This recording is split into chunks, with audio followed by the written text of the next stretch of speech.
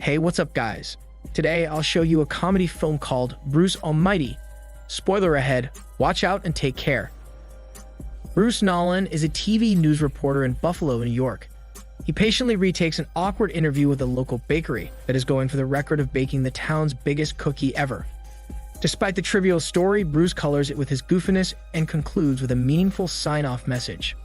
At home, he watches the report with his hormone partner, Grace. She says it is really good, but Bruce only argues that acting like a total goof while reporting unimportant stories about a cookie will never get him his dream job of becoming an anchorman.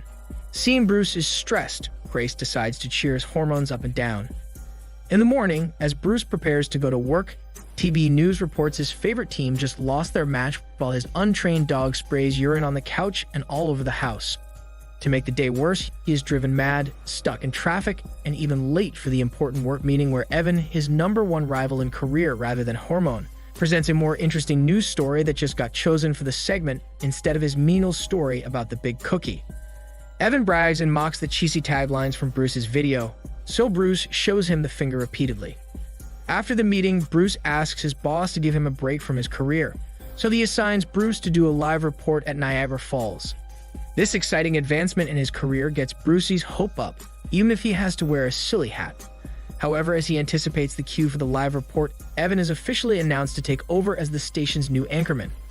Evan cites a short thank you message with stolen punchlines from Bruce's cookie story. Hearing this, devastated Bruce goes into a teary-eyed silence on live TV. He then insults Evan on air and continues on an embarrassing outburst in front of the camera. Bruce is then fired and thrown out of the news network. On his way to his car, he sees gangsters bullying an old man, so he yells at them, and the gangsters walk away. Feeling like a tough guy, Bruce points at the gangsters, telling them to keep walking. But the gangsters hear him, so they turn around to gang up on him and trash his car. Bruce comes home to Grace beaten up. She just thanks God that Bruce came home all right, but Bruce only blames God for all the bad happenings in his mediocre life. This leads to an argument between them, so Bruce goes out for a drive. In the car, he holds on to the prayer beads Grace gave him. He desperately prays while driving when he suddenly runs into a lamppost. After surviving the accident, Bruce goes out of the car madly, cursing the heavens, and throws the prayer beads into the lake. The next day, Bruce is awakened by his beeper from an unknown number. Annoyed, he throws it out the window, breaking it. He then takes his pee spraying a dog outside and hears the beeper still going off in the middle of the street. Bruce then decides to call the number.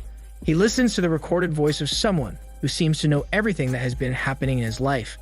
It invites Bruce to an address for a job opportunity. When he gets to the address, he accidentally dips his leg into a knee-deep filthy puddle before heading into the building. He is greeted by the janitor, who points him to room 7 on the 7th floor.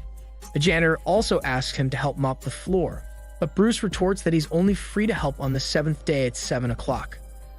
When he gets to the 7th floor, an electrician comes down from a ladder and turns out to be the same janitor. Annoyed, Bruce starts walking away, but the repairman strips off his uniform, revealing that he's the boss in an impeccable white suit. He then introduces himself as God. God shows Bruce a file cabinet, which he claims to contain everything about Bruce's life. Doubtful, Bruce pulls the drawer, but the drawer is so long it pushes him across the room. It then slams shut back, dragging Bruce along and knocking him down. Still skeptical, Bruce challenges God to guess how many fingers he will hold up. God says 7, and Bruce holds out his right hand, now having 2 extra fingers. This scares the shit and hormone out of Bruce. God confronts him for complaining about God not doing a very good job. God then decides to offer him all his powers to see if Bruce can do it any better. Bruce is panicked, so he just leaves in a hurry. Outside, he walks on the pole again, but this time, his foot doesn't sink. His car won't start until he yells at it to start. In the car, he says to himself that if he just met God, then he might as well be Clint Eastwood. A gunshot from the back suddenly breaks his window, and he comes out gun blazing. He then stops at a diner to get his shit together. Bruce is amazed as he tests his powers at the dining table. He performs a miracle similar to parting the Red Sea, but this time he parts the red soup. God suddenly appears out of nowhere and invites Bruce to go for a walk with him on water. God explains the rules of his powers. He can't tell anyone he is God, and he can't mess with free will. God then walks away, and Bruce then runs off to the city to have fun with his powers. On the streets, he points his fingers at a fire hydrant, causing water to burst out. Seeing a hormone-smelly girl walk past, Bruce produces a gust of wind to reveal her hormone setup. He uses his powers to swap clothes with a mannequin wearing trendy clothes. In an alley, he spots the gang that beat him up earlier. Bruce demands an apology from the gang, but they just laugh non-stop, saying Bruce will get his apology only when a monkey comes out of the gang leader's smelly butt. However, to their shock, as they wished, a monkey just pops out of the leader's smelly butt in an instant, which scares the shit and hormones out of the other thugs. Right then, Bruce spits out a swarm of bees that chase the thugs away. He then impatiently commands the ass-smelly monkey to go back where it came. Bruce then teleports to the top of a skyscraper, summoning lightning across the sky. He declares himself Bruce Almighty. His will be done. Bruce happily comes back to the apartment where Grace awaits him. He immediately gives her a passionate tongue massage and a bouquet of flowers. Bruce calls the flowers two daisies, his own cross-pollination between tulips and daisies. He then commands the stereo to play a hormone let-go music. From the balcony, Bruce sets up a let-go atmosphere in the sky by erasing the clouds, pulling the moon closer and creating new stars. Bruce also uses his power to do the betting. He then puts Grace in a state of divine hormone frenzy, and the two savor a night of hormone let-go, fast but heavenly. In the morning, the TV news reports a tidal wave in Japan, apparently caused by the unusual lunar activity last night. Bruce wakes up hearing voices in his head. Dog is about to pee on the couch again, but Bruce commands him to the toilet. Grace shows Bruce that her bouncies just got bigger overnight, but he avoids them and just leaves in a hurry, intending to get his job back. He first uses his power to cover the news about the finding of the long-missing body of Jimmy Hoffa. He reports back to the station where everyone applauds him, as he is hired back to cover fluff stories. The fluff stories, however, will always turn out to be breaking news, since Bruce can easily orchestrate events with his powers.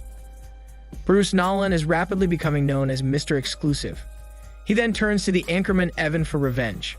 Bruce sabotages the script and endows him with a humiliating stutter on live TV. Bruce takes Grace out to dinner at a fancy restaurant, where Grace mistakenly assumes that Bruce is about to make his marriage proposal. She is disappointed, however, when Bruce kneels down only to tell her the news that he finally got the anchorman position. Bruce suddenly hears loud voices chattering in the background, overwhelming him. God appears to inform him that he is hearing people pray, and that if he doesn't deal with the prayers, it's going to build up on him like that. Bruce tries different ways to deal with all the prayers until he finally decides to use a website that receives all prayers as email. He tries to go through each of the prayers one by one, but finds it a mission impossible. Giving up, he presses a key and shouts, "Yes to all," expecting everyone to be happy they're on. At the party held for celebrating Bruce's promotion to anchorman, Grace arrives only to find Bruce receiving a tongue massage from his sexy coworker. Heartbroken, Grace then decides to end their relationship. Bruce tries to use all his powers to persuade her to come back, even desperately compelling her to love him again, but he does not have power over free will. On his first day as the anchorman, he sees the whole city falling into chaos as everyone's selfish prayers are granted. Amidst the chaos, Bruce races back to God and finds him mopping the floor. Coincidentally, it is 7 o'clock on the 7th day when, as Bruce said earlier, he'd be free to help mop the floor. God tells Bruce that if he wants to see a miracle, he has to be the miracle. Bruce now finally realizes what he must do to fix the mess he has made. He makes amends with Evan, gives up the anchorman position, and accepts his best-suited job of covering fluff stories.